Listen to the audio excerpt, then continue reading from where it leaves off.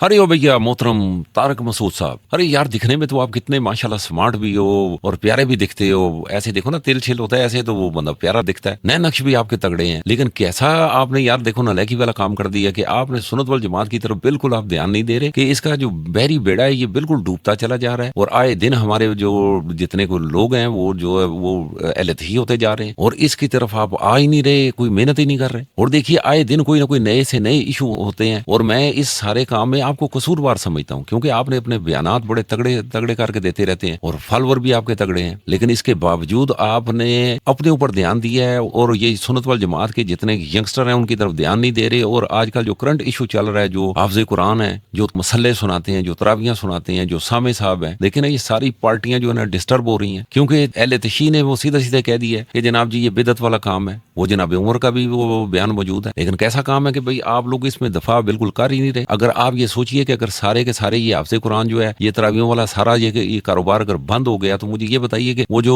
सामा साहब पीछे खड़े होते हैं और जो हाफ़िज़ कुरान है, जो तो मसले सुना रहे हैं, उन्होंने तो पूरा साल इंतजार करते हैं कि जनाब जी ये जब रमज़ान आएगा तो हमारी दिहाड़ियाँ लगेंगी तो पैसे हमारे इकट्ठे होंगे। जब वो पैसे इकट्ठे हो जाएंगे तो जाहिर है उसी से उन्होंने कोई अपनी मंगनी निकाह कोई शादी वाला निज़ाम करना है। लेकिन आप बेफिक्रे आदमी हैं, आपने वो खुद से आपने 4 शादियां अपनी कर डाली हैं और ये जो सादे सादे लोग हैं इनकी शादियों का आपको फिक्र ही कोई नहीं है। इसलिए आपको अपने बाकी के काम छोड़ के तो इस पे आप अपने बयानात का जो सिलसिला है वो शुरू करें, ताकि जो अहले तशी इनको कोई जवाब मिल सके। जनाब उमर ने अगर तरावियां शुरू करा दी हैं तो उस समय कुछ ना कुछ आपको कुछ अपनी गूगली फ्लिपर आपको कराना पड़ेगा, ताकि ये आपके जो हाफ़िज़ कुरान है ये मसले सुनाते रहें और ये मस्जिदें ऐसे आबाद रहें। अलैकुम अस्सलाम व रहमतुल्लाह। कैसे हैं, खैरियत से हैं आप? अल्हम्दुलिल्लाह सर, बहुत शुक्रिया सर। मैं बोलता हूँ एक बड़े अरसे के बाद आपसे एक गुफ्तगू का मौका हासिल मिल रहा है मुझे। थोड़ा सा कंफ्यूज भी हो रहा हूँ। अल्लाह आपको सलामती दे, अल्लाह आपको इज्जत दे। Thank you sir for calling. Call करने का बड़ा शुक्रिया। कहाँ सर, के आदमी आप? मैं सर जिला कसूर से हूँ। ये पंजाब के बिल्कुल इंडिया के नज़दीक ये शहर है, कसूर शहर। जी जी सर। जी। तो सर मैं आज से कोई तकरीबन 5 साल पहले मैं अहले हदीस था, अभी अल्हम्दुलिल्लाह मैं नहीं हूँ बिल्कुल। सही है। तो सही है। सर ये जो आप फरमा रहे थे कि तराबी के हवाले से जो आप पहले बयान कर रहे थे कि ये बिद्दत है, तो सर हमें तो जो बचपन से आज तक जो सिखाया जा रहा था वो यही थे। आपने ये पहले मैं वो आपकी तकरीर सुन रहा था, आप फरमा रहे थे कि अल्लाह के नबी सल्लल्लाहु अलैहि वसल्लम ने ये जमात नहीं करवाई रमज़ान के महीने के अंदर भी। जी जी। ठीक है सर। तो अभी तो सर वो मैं इस चीज़ से बिल्कुल क्लियर हो चुका हूँ। तो सर मैं अभी कंफ्यूज हो रहा हूँ, बात करते करते मेरे को समझ में नहीं आ रही मैं क्या बोलूँ सर। अल्लाह आपको सर सलामती इसके दे। बारे में सर थोड़ा सा बताइएगा। बस तकरीर कर लिया ना, वो तकरीर देख लें तरावी के मुताल्लिक कि ये लोग रसूल पाक सल्लल्लाहु अलैहि वसल्लम आते थे ना, चटाई का वो एक हुजरा बनाते थे मस्जिद में। ये शिया ने भी रिवायत किया, अहले बैत अलैहिस्सलाम की भी यही हदीस है, मुखालिफिन की भी यही है। चटाई के उस घर में वो नमाज पढ़ते थे रमजान की रातों में, चटाई का छोटा सा हुजरा बनाते थे। तो कुछ सहाबा आए, उनके इजाजत के बगैर उनके पीछे उन्होंने इख्तिदा किया है नमाज में। तो रसूल पाक सल्लल्लाहु अलैहि वसल्लम को जब पता चला है तो वो बैठ गए। जब बैठ गए हैं यानी उनको पता चला कि लोग मेरे साथ जमात कर रहे हैं, मैंने इस जमात का तो हुक्म नहीं दिया, इजाजत नहीं दिया, ऐसी जमात तो है नहीं, वो बैठ गए। तो ये जमात के दौरान इमाम जब बैठ जाता है यानी वो जमात से वो राजी नहीं है, वो जमात को बातिल समझता है, ये जमात अल्लाह की इबादत नहीं है। और फिर वो रसूल पाक सल्लल्लाहु अलैहि वसल्लम ने उन लोगों को मस्जिद से निकाल दिया कि जाओ अपने घरों में नमाज पढ़ो। फिर ये लोग अगले रात आए, रसूल पाक सल्लल्लाहु अलैहि वसल्लम के घर के बाहर इन्होंने आवाज बुलंद की है, शोर बुलंद किया और पत्थर से फेंके रसूल पाक सल्लल्लाहु अलैहि वसल्लम के दरवाजे पर। और ये बहुत बड़ी गुस्ताखी है। आपको पता है किसी के घर में पत्थर फेंक दो, अदब का तकाजा यह है कि आप आवाज बुलंद ना करें, ठीक है ना, बेहतरामी ना करें, आप कटकटाएं और इंतजार करें। 3 दफा कटकटाएं। अगर वो बाहर आते हैं, आपके पूछते हैं क्या बात है, वो सलाम दुआ करते हैं तो बात करें, अगर नहीं आते तो आपको हुक्म है वापस चले जाएं। किसी भी शख्स का हुक्म यही है, इस्लाम में यही है कि किसी के घर जाते हो ना 3 दफा खटखटा दो दरवाजे को, उसके बाद अगर उसे जवाब नहीं दे तो वापस जाओ। पत्थर फेंकना ये तवहुश है। आवाज बुलंद करना घर के बाहर से, देखे एक शरीफ आदमी के घर के बाहर आप जाके उसको आवाज देकर बुलाएं, ये बहुत बेहतरामी है। आप जाए ना पंजाब में किसी बड़े आदमी के घर के बाहर, उसको बाहर बुलाएं, अब चीख करके आवाज बुलाएं बाहर, ये बदतमीजी है, बिल्कुल ये बदतहजीबी है। آپ ایک چودھری کے ساتھ یہ نہیں کرتے. آپ ایک عام دکاندار جس کا بازار میں دکان ہے, اس کے گھر کے باہر جا کے اس کو نہیں اس طرح آواز دے کے بلائیں گے, اس کو رنگ کریں گے, کٹکھٹائیں, بجلی نہیں ہے تو کٹکھٹائیں گے. ان لوگوں نے رسول پاک صلی اللہ علیہ وسلم کے ساتھ یہ کیا, اور نہ صرف آواز بلند کی, پتھر پھینکے انہوں نے. تو رسول پاک صلی اللہ علیہ وسلم غضب کے ساتھ باہر نکلے اور ان کو کہا کہ تم ابھی تک اسی فعل پہ اصرار کر رہے ہو, مجھے ڈر ہے کہ تم پہ لازم ہو جائے گا, یعنی عذاب لازم ہو جائے گا, تم اپنے گھروں کو چلے جاؤ. ارے محترم طارق مسعود بھائی, آپ نے خود ہی ابھی فیصلے کرنے ہیں کہ رسالت مآب صلی اللہ علیہ وآلہ وسلم کے اس مبارک دور میں جو ان کے ساتھ ساتھ تھے, ان کے دائیں بائیں آگے پیچھے, وہ دیکھ لیجئے ان کے ساتھ وہ کیسے ڈیل کر رہے تھے. کیا خیال ہے, یہ کوئی رسپیکٹ والے سارے سلسلے تھے یا اس میں کوئی توہین والی وہ بات نظر آتی ہے؟ اگر آج کے بھی علامہ صاحب, کوئی مولانا صاحب, ان کے ساتھ بھی کوئی انسان ایسا کرے, یا کوئی ایسے ٹولہ, ایسا گروہ, ایسی کوئی جماعت جو ہے وہ آ جائے اور مولانا صاحب کے گھر کے باہر آ کے وہ بالکل اونچی اونچی آوازیں مارنا شروع کر دے, پھر ان کے گھر کے اندر پتھر مارے, دروازے پہ پتھر مارے, دیوار کے ساتھ پتھر مارے, کیا خیال ہے کہ وہ اچھا بندہ اندر جو بیٹھا ہوگا وہ کمفرٹیبل فیل کرے گا یا وہ غصہ کرے گا؟ کچھ آپ خود سوچئے, ایسے انسان ہمیں کرنا کیسے چاہیے تھا؟ کیا یہ جو رویے ان کے تھے وہ ٹھیک تھے یا غلط تھے؟ کچھ تو بیان آپ جاری کریں نا. آپ صرف بیٹھے اپنے ممبروں پہ بیٹھے جناب وہ شادیوں کے قصے سناتے رہتے ہیں, باقی اور واقعات پہ آپ کے وہ فوکس رہتا ہے. رسالت مآب صلی اللہ علیہ وآلہ وسلم کی کوئی ذات پہ کوئی توہین کرتا رہے, وہ سارے کو بچا کے آپ لے جاتے ہیں. یا تو وہ ساری اس روایات جتنی بھی ہیں ان کی کوئی توڑ موڑ کریں, کو اس کے ساتھ ٹیکنیکل آپ گیم کر دینا. آپ تو ماشاءاللہ گیم کرنے کے ماہر ہیں, آپ گیم کر ڈالیے. آپ کہیں جی وہ سارے منافقین تھے, یا وہ یہ کہہ دیں اس واقعے کو ایسے نہ مدینہ سے اٹھا کے آپ مکے کی اندر شفٹ کر دیں, کچھ ایسا بس کر دیں. وہاں کہیں جی کفار تھے, وہ آ کے ایسے کرتے تھے, بالکل ان کو جاہل لوگ تھے, بھائی ان کو پتہ ہی کوئی نہیں تھا, یہ سارا نظام ایسے بس چلتا رہتا تھا. کچھ ایسا توڑا موڑی اس کے ساتھ کر دینا تاکہ سنت والجماعت کا جو بیری بیڑا آئے دن جناب جی ڈبک وہ جناب جی وہ سارے ہوتا کھا رہا ہوتا ہے, کوئی اس کو اوپر کوئی نکالیے آکسیجن اس کے لیے کچھ آ جائے. کچھ آپ کریں گے تو تب کی بات ہے. بس اپنے جو آپ نے ماشاءاللہ کچھ اچھی بات ہے, آپ نے 4 شادیاں کی ہوئی, میں تو کہتا ہوں کہ بہادر آدمی ہیں آپ. ایک مثال آپ نے قائم کر دیا. یہ بھی تو مثال قائم کر دیں کہ جنہوں نے پیچھے جو رسالت مآب صلی اللہ علیہ وآلہ وسلم کے ساتھ کچھ جو بدسلوکی کی ہے, ان کے ساتھ اچھے اخلاق سے بات نہیں کی, ایسے جو الٹے پلٹے انہوں نے کام کیے ہیں, کم سے کم ان کے اوپر کوئی فتویٰ آپ کس دیں, آپ ایسے کوئی ڈال دیجیے. آپ کچھ تو کام کیجیے نا. یہ کس نے کام کرنا ہے؟ آپ سوچتے ہوں گے وہ مفتی فضل احمد چشتی وہ تو ایسے کچھ بھی نہیں, وہ تو ایسے گاؤں کے اندر جناب جی بس وہ ایسے وہاں پہ نعرے نورے مار کے اپنا وہ گزارا کرتا ہے. بس آپ کا نام ہے, آپ ماشاءاللہ ایک دیکھو نا ایک معتبر شخصیت اگر ہیں تو سمجھ لے کہ نبی پاک کی عزت ہے تو تب آپ معتبر ہے نا, کیونکہ انہیں کے سارے آپ وہ باتیں آپ نے بتانی ہوتی ہیں. اگر آپ رسالت مآب صلی اللہ علیہ وآلہ وسلم کی عزت کا خیال نہیں کریں گے اور ایسے جتنے بھی کوئی جاہلانہ کام ہے ان کو پاس کر کے بس ایسے یا بتراویاں پڑھنے پہ لگے رہیں گے, تو میرے حساب سے سنت والجماعت کی بےزتی اور ساتھ ساتھ آپ کی بھی ہوگی. پھر ریمانڈ آپ کا بھی لینا پڑے گا. میں انتظار کرتا ہوں اس پہ آپ کوئی نہ کوئی بیان دیجیے, نہیں تو سنت والجماعت کا بیڑا غرق ہی ہوتا جا رہا ہے. تو یہ خلاصہ تھوڑی سی گزارش اور کر سکتا ہوں کیا؟ جی جی جی بولیں سر. میں سر یہ تھوڑا سا ایک تو کنفیوژن ہے میرے کو, ٹھیک ہے, کہ جو ہمارے شیعہ بھائی ہیں, ٹھیک ہے سر, میں تو جو استاد محترم ہیں وہ بھی وہ اہل نقوی ہیں, میرے شاگرد 2-3 ہیں وہ ماشاءاللہ بخاری ہیں, ٹھیک ہے سر.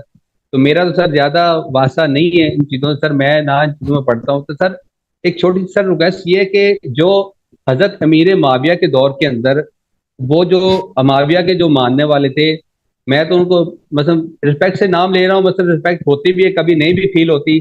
فیل اس وجہ سے نہیں ہوتی کیونکہ وہ حضرت علی رضی اللہ تعالیٰ عنہ کے خلاف وہ ممبروں پہ گالیاں جو بھی سسٹم تھا وہ کروا رہے تھے, شب و ستم کچھ بھی جو بولتے ہیں ان کے خلاف کوئی بغاوتیں کر رہے تھے حضرت علی رضی اللہ تعالیٰ عنہ کے خلاف. اور سر آج کل جو ہمارے شیعہ بھائی ہیں وہ صحابہ جو کرام ہیں ان کے خلاف یہ جو مثلا بد زبانی مثلا جو کرتے ہیں, جو بھی مثلا کوئی بد اخلاقی سے پیش آتے ہیں سر, تو سر ان دونوں میں سر کیا فرق ہے؟ آپ کیسے اس نظریے کو دیکھتے ہیں؟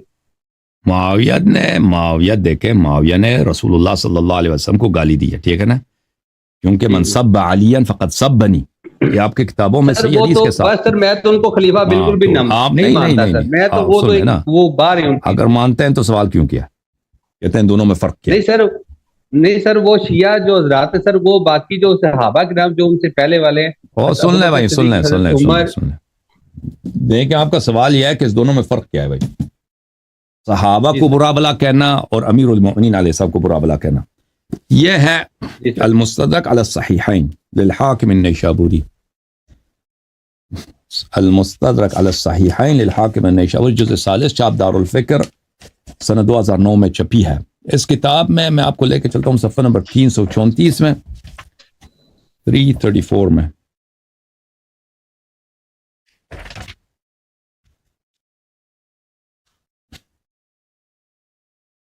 یہ حدیث نمبر 4600 ملاحظہ فرمائیں 4673 ہے.